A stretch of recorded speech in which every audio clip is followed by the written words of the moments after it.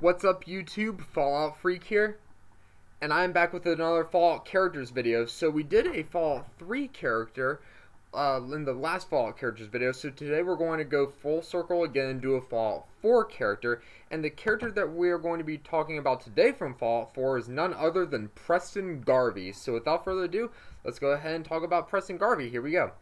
Preston Garvey is one of the last surviving members of the Commonwealth Minutemen, a volunteer defense militia operating in the Commonwealth in 2287. Should the sole survivor rescue him from the Museum of Freedom and assume leadership of the Minutemen, he will offer his services as a companion. Background: Early life. During his childhood, the Minutemen were personal heroes of Preston Garvey as he observed them to be the only good guys around. Because of this, Garvey enlisted with a company of Minutemen under Colonel Ezra Hollis at the age of 17. He grew to be an avid believer in the Minutemen's ideals of fellowship and justice, feeling like he was truly making a difference. He says that he had a few good years there, fighting for a cause bigger than just himself.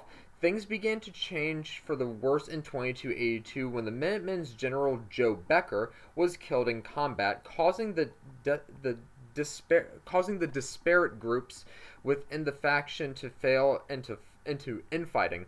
By 2287, Hollis's company, including Garvey, were one of the last active groups of Minutemen still protecting settlements and answering calls for help put out by the Commonwealth citizens. Sorry about that. Quincy Massacre. In 2287, Sturgis, an inhabitant of the influential trading hub at Quincy, requested the aid of the Minutemen after having heard one of Mama Murphy's visions, which foresaw the town being surrounded and massacred.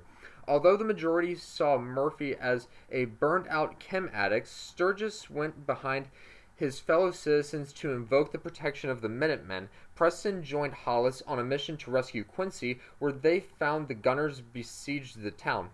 The Minutemen dispersed the gunner lines and were welcomed by the citizens of Quincy while the gunners temporarily retreated. When arriving, Preston was one of the Minutemen who helped the settlers build up more proper defenses for the town.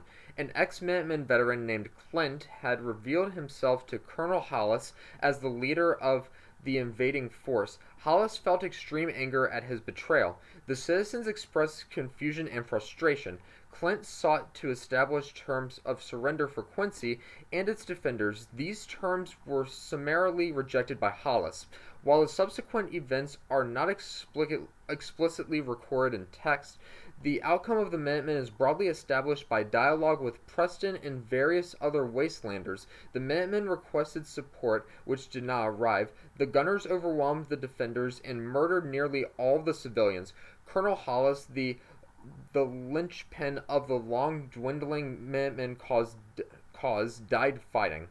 The event is known as the Quincy Massacre, and it catalyzed the disintegration of the remaining settlements under Minutemen protection. Post-Quincy. Consequently, Preston gathered the few remaining Quincy civilians and loyal members of the Minutemen and fled. Several of the refugees lost their lives at the hands of the gunners before the group shook their pursuit at Jamaica Plain, reducing his group to just over 10. The refugees next moved to Lexington. Regrettably, as Preston testifies, Lexington was filled with feral ghouls. This led to only 8 survivors making it out.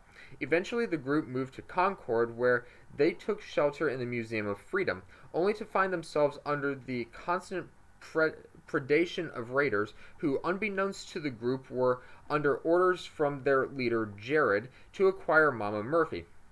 By the time the sole survivor arrives to help Preston, he is leading the last pocket of people under the protection of the Minutemen. His group numbers only 5: himself, Mama Murphy, Sturgis, and Judd and Marcy Long, a mere fraction of the original 20 who escaped Quincy under his guidance.